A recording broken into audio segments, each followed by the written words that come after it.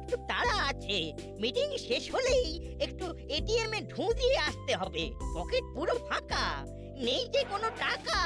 কি ব্যাপার বলুন তো করালি বাবু, এই মাসের মাঝে এটিএম এ যাওয়ার প্ল্যান করছেন? আর্জেন্ট ক্রাইসিস নাকি? না না, দাদু যা কিপটে, বাড়িতে ফ্যান বন্ধ রেখে এটিএম এসির হাওয়া খায়। কি বললি? আমি কিপটে? ফিরে হয় চিপটে, দাদু আমাদের কিপটে। জয় হোক, অনেকক্ষণ অপেক্ষার পর ফাইনালি এসপি স্যার এসে গেছেন। এবার মিটিং শুরু হবে। গুপি এখন হলিডে মোডে আছে, তাই দাসপাড়া থানার দায়িত্ব আমি নিজের হাতে তুলে নিয়েছি। এটা খুব ভালো কথা এসপি স্যার।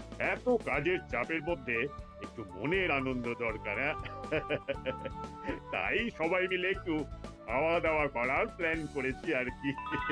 আমরা খাওয়া দাওয়া করব আর হই হুল্লোড় করব, এটাই সার কথা। ইটিং নিয়ে মিটিং শুনেই তো পেটটা গঠন করতে শুরু করলো রে বল্টু। এখন পেটে আর মুখে গামছা বেঁধে আমাদের কর্মকর্তা কাকু কি বলছে সেটা শোন। বেশ অনেক দিন হয়ে গেল দাসপাড়ায় হই হই রই রই দৃশ্য আর চোখে পড়ছে না। গতকাল বিকেলে থানার সামনে দাঁড়িয়ে এই আলোচনাটাই চলছিল। আর আমার অফিস একটু তাড়াতাড়ি ছুটি হয়ে যাওয়ায় সেই সময় সেই রাস্তা দিয়ে আমি হেঁটে ফিরছিলাম। বুঝলেন, সকালটা আজকেও খুবই বোরিং কাটলো। মুড়িলাল, চেলা, কাকাতুয়া সবাইকে গুপি গারদে ভরে দিয়ে ছুটি কাটাতে চলে গেছে। আর কানু? ও তো অনেকদিন আগে থেকেই জেলে। তাহলে তো আপনার মাথায় এখন তেমন কোনো টেনশন নেই। হ্যাঁ, এখন শুধু সারাদিন খাচ্ছি আর ঘুমোচ্ছি, ঘুমোচ্ছি আর খাচ্ছি। শরীরে মরচে ধরে গেল মশাইয়া। আমারও সেই রকমই হাল। দাসপাড়ার বাজারে মাস কয়েক ধরে তাজা তাজা রং বেরঙের সবজি আসছে। হ্যাঁ, তা তো আসছে, কিন্তু এক নাগারে আর কবজি ডুবিয়ে সবজি ভাত কতদিন ভালো লাগে বলুন তো? সেটাও ঠিক কথা। আরে রজনী বাবু যে আজ তাড়াতাড়ি বাড়ি ফিরছেন যে, মানে ওই শরীর টরীর ঠিক আছে তো নাকি? আরে হ্যাঁ হ্যাঁ, অফিসের কাজ তাড়াতাড়ি শেষ হয়ে গেল, তাই ভাবলাম আজ বিকেল বিকেল বাড়ি ফিরি। একটানা কাজ করে করে হাঁপিয়ে উঠেছি মশাই। আমাদেরও সেই কথাই হচ্ছিল। তার মানে কথা এই দাঁড়াচ্ছে যে এই মুহূর্তে আমরা সকলেই নানান কারণে ক্লান্ত। এর একটা বিহিত তো তাহলে করতেই হচ্ছে।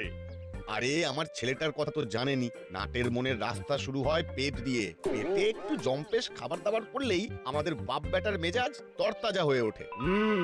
কথায় কথায় একটা আস্ত প্ল্যান মাথায় খেলিয়ে দিলেন মশাই। ইউরেকা ইউরেকা, সমাধান পেয়ে গেছি। এর মধ্যে আবার কিসের প্রশ্ন, কিসের সমাধান? আরে সে তো আমার মাথাতেও কিছু ঢুকছে না। আরে মশাই, আমাদের সবারই মনের একটা রাস্তা এই ভুঁড়ির সঙ্গেই কানেক্টেড। পেট শান্তি মানে মনও শান্ত। এটা আপনি ঠিক বলেছেন। এই কাছাকাছি কোনো ফরেস্টে একদিন বনভোজনের আয়োজন করলে কেমন হয়? আমার কোনো আপত্তি নেই। তাহলে খানিক বাদেই ক্লাব ঘরে পাড়া সবাইকে ডেকে নিয়ে কথা সেরে নেওয়া যাক। তাহলে আমিও বাড়ি গিয়ে নাট আর নাটের মাকে বলছি, আর বল্টুর বাবা মাকেও বলছি। হ্যাঁ হ্যাঁ, তাই করুন তাই করুন। আর আপনি সবাইকে ফোন করে যথা সময়ে সকলকে ক্লাব ঘরে চলে আসতে বলে দিন কর্মকর্তা বাবু। বেশ, দেখা হচ্ছে তবে।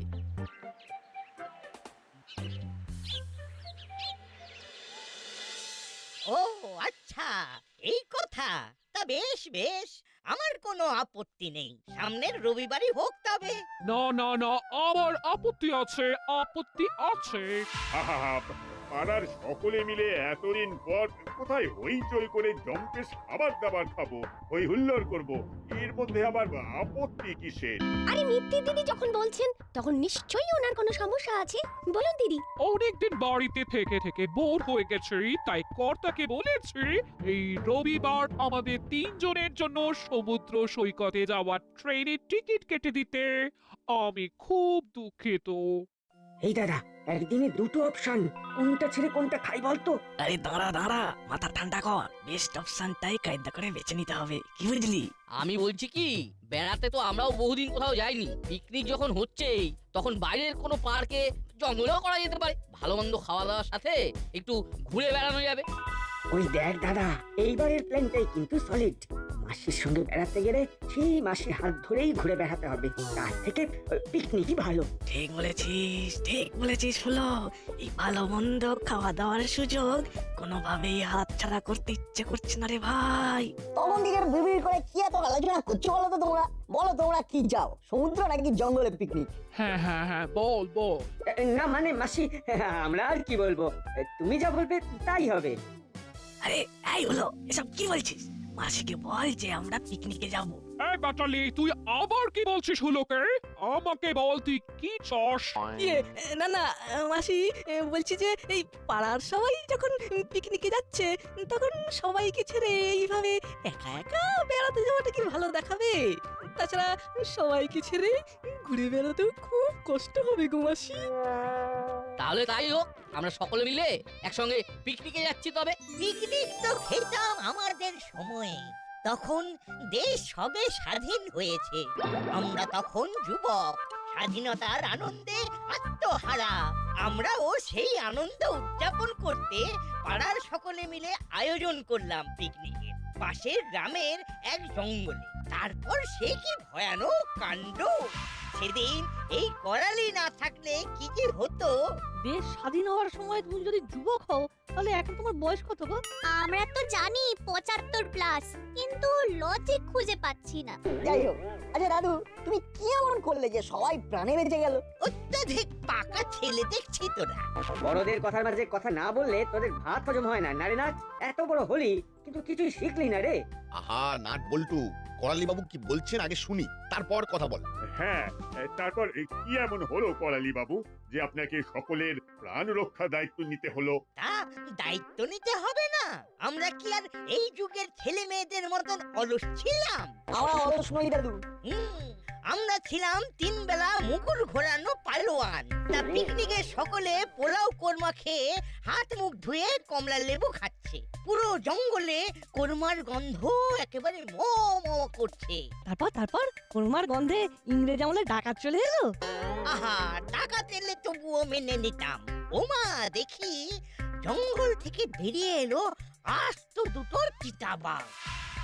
দাদু বলছি, এটা না বাড়াবাড়ি হয়ে গেল না মনে হচ্ছে একটু? হ্যাঁ, তার মানে আপনি কি বলতে চাইছেন? আপনি বাঘের সঙ্গে লড়াই করেছেন? না না, এ কি করে সম্ভব? আরে বাঘের সঙ্গে খামোখা মারপিট করতে যাব কেন? আমাদের শুধু শরীরের জোর ছিল না, ছিল বুদ্ধির জোরও। সেই দিক থেকে আমরাও অনেক এগিয়ে আছি কর্নেল দাদু। সে যতই তুমি এই যুগের ছেলে মেয়েদের ইনসাল্ট করো না কেন। শুধু বুদ্ধি থাকলে হবে, আমাদের মতন ফিট বডিও প্রয়োজন, বুঝলি? ওই ফিট বডি দিয়ে যে কি দেশ উদ্ধার করেছো তা আমাদের জানা আছে। একজন কুমড়া আর একজন ঢেঁড়স, এই বডি নিয়ে তোরা আমাদের জাজ করিস। এই এই একদম আমাদের বডি নিয়ে উল্টো পাল্টা কথা বলবেন না, আমি বলে দিলাম। এই কেন বলবো না রে, কেন বলবো না? চুপ, একদম চুপ। করালি বাবু, আপনি কি বলছিলেন বলে যান। আর কি বলবো, হঠাৎ দেখি দুটো চিতাবাঘ। তারপর আমাকে দেখে ওরা ঘাবড়ে গিয়ে যেই না একটু এগিয়ে এসেছে, অমনি আমি পাশে থাকা একটা বড় স্টিলের গামলা তুলে সেটায় পেল্লাই এক খুন্তি দিয়ে ঢাকের মতন বাজাতে থাকলাম আর বাঘের দিকে এগিয়ে যেতে থাকলাম। তারপর বাঘ ভয় পালালো। আর উপায় কি, আমাদের ওদের দিকে ওইভাবে আসতে দেখে ওদের আর পায় কি, ভয়ে এমন ছুট লাগালো যে বেটাদের ওই দিন আর আশেপাশে দেখা গেল না। বলি হরি আপনার করালি বাবু, সাবাস সাবাস। সবই ঠিকই আছে, কিন্তু দাদু তোমার বয়স এখন যেন কত? কত আর এই 75 প্লাস হতে চললো, তবুও এখনো আছে তেমনি গায়ের জোর আর বুদ্ধির জোর। কিন্তু আমাদের দেশ স্বাধীন হয়েছে 78 বছর হলো। সেই হিসাব করলে সেই সময় তোমার বয়স ছিল 3 কি 4। না, মানে মানে হিসেবে একটু গন্ডগোল করে ফেলেছি। একটু হিসেব করে দেখছি আমার বয়স এখন 85।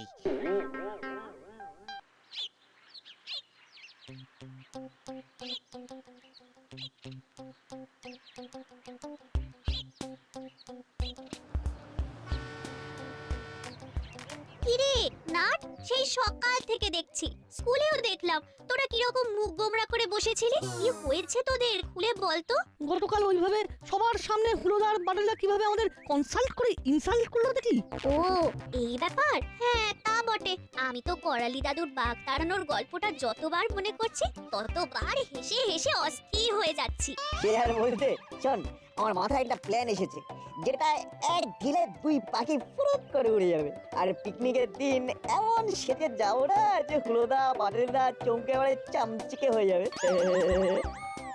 আরে না, সাব্বাস, এই তো চাই। তাহলে শুভ কাজে আর দেরি করা নাই, বুঝলি? চট করে আমাদের প্ল্যানটা বলে ফেল, আর পট করে আমরা মাথায় নোট করে ফেলি।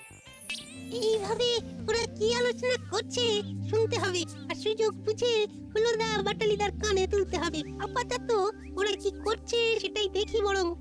তাহলে চল এক্ষুনি কাজটা করে ফেলি। হ্যাঁ, দোকানে ওই জিনিসটা না পেলে অর্ডার করতে হবে আবার, তাতেও বেশ কিছুদিন সময় লেগে যাবে। চল এখানে আর সময় নষ্ট না করে কাজের কাজটা সেরে ফেলি। হ্যাঁ, বাড়ি থেকে ড্রেস চেঞ্জ করে একদম লোকেশনে চলে আয়।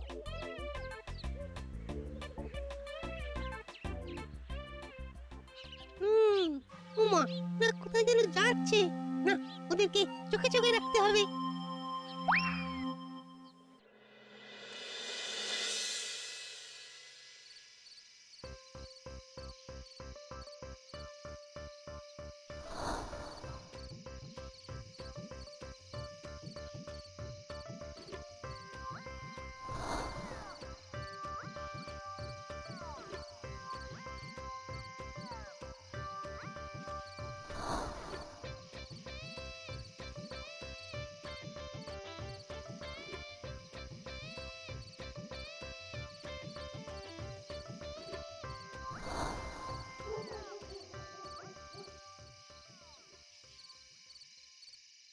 কাকু, ও কাকু, কাকু।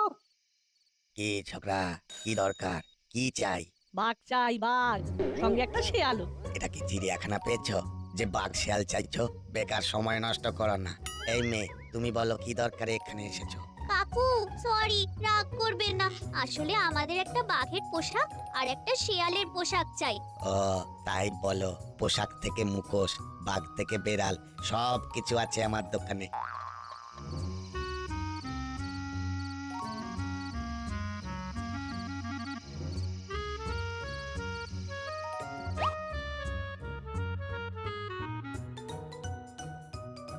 এই নাও দেখো। উফ, কি দেখালে কাকু, মন ভরে গেল। তাহলে চটপট এই দুটো পোশাক প্যাক করে রেখে দাও, আমরা ঠিক সময়ে এসে জিনিসটা পিক করে নেব। ওকে, টাটা কাকু, টাটা।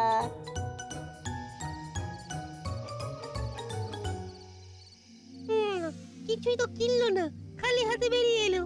যা, এবার হুলোদার বাটালিদারকে গিয়ে কি বলবো? হ্যাঁ, ওই দেখ নাট, হ্যাবলাই আমাদের ফলো করছে। সে করুক, আমরা বরং তাড়াতাড়ি বাড়ি যাই। টাটা চিমটি, কাল সকালে দেখা হচ্ছে। হ্যাঁ রে চিমটি, আসি।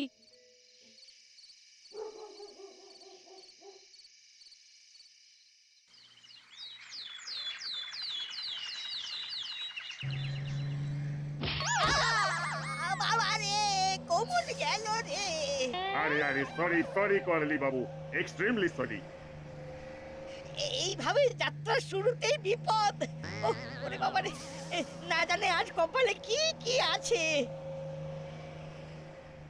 ওই দেখ দাদা, বিচ্ছু দুটো সেই তখন থেকে সাজগোজ করেই যাচ্ছে। দেখ দেখ কেমন চকচকে জামা কাপড় পরেছে দুজনে। সেই তো দেখছি। কাল মাসিকে কতবার বললাম যে আমাদের দুটো নতুন জামা আলমারি থেকে বের করে দাও, কিছুতেই দিল না। আর দেখ এই বিচ্ছু দুটো কেমন মাঞ্জা দিয়ে এসেছে। শুনলি না, সেদিন ভ্যাবলাই বললো ওরা পাশের পাড়ায় সাজঘরে গেছিল, মনে হয় সার্কাসের ড্রেস দুটো সেখান থেকে কিনেছে। দেখ পুরো জোকার লাগছে। আমাদের সময়ের কথা আজকালকার ছেলে মেয়েরা বিশ্বাস করে না। আহা, এই আপনি কি বলছেন? ওরা বাচ্চা ছেলে, সেদিন কি বলতে কি বলে ফেলেছে। ওদের হয়ে আমরা ক্ষমা চেয়ে নিচ্ছি। সেসব তো বুঝলাম, এখন এইসব বাদ দিয়ে আমরা করালি বাবুর আরো কিছু অভিজ্ঞতার কথা শুনি, কি বলো? বুঝলি নাট বল্টু, তোদের মতন বয়সে আমার ছিল একদম 6 প্যাক। পাড়ার সব ছেলেপুলেরা মিলে আমরা শরীর চর্চা করতাম নিয়মিত। একবার আমাদের খেলার মাঠে এসে গেল এক মস্ত বড় সাপ। কোন সাপ দাদু?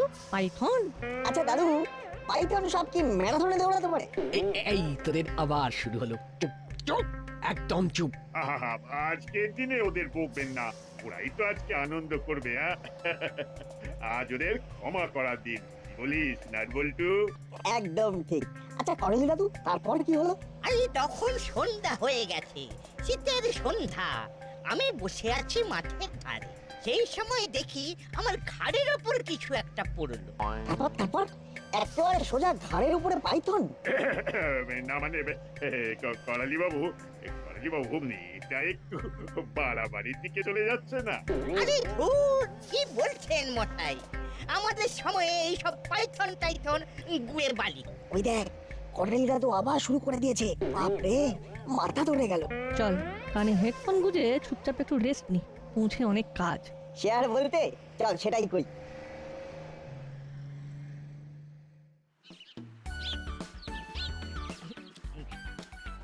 এই আমাকে হাড়ের দেখে একটা মাংস দেবে।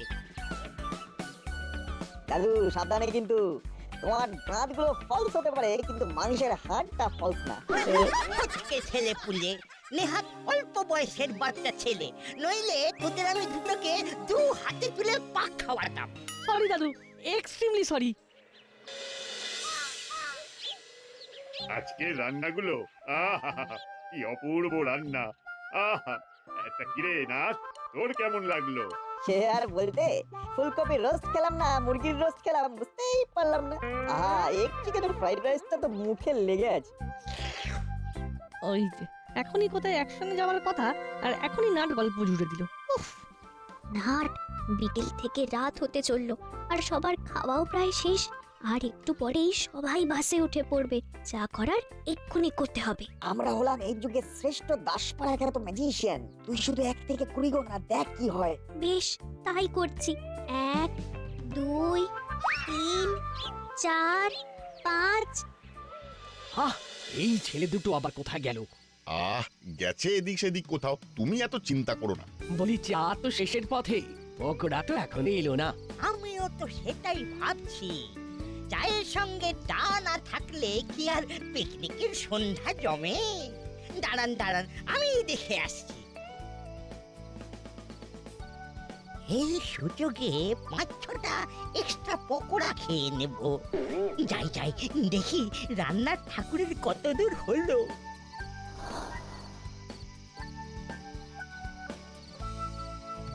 না, এই দিকে কেউ নেই। আহা, গরম গরম পেঁয়াজের পকোড়া, চটপট খেয়ে নি, নইলে ঠান্ডা হয়ে যাবে।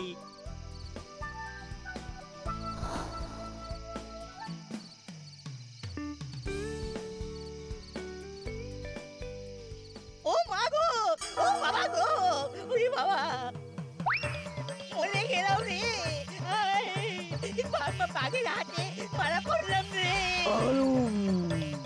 ও বাবা গো, মা গো, ওরে বাবা রে, আমি আর একটা পকোড়া নেব না গো। বাজাও, কে কোথায় আছে বাজাও। ওরে বাবা রে, হুক্কা হুয়া। এই যা, কি কেলেঙ্কারি হলো রে বাবা।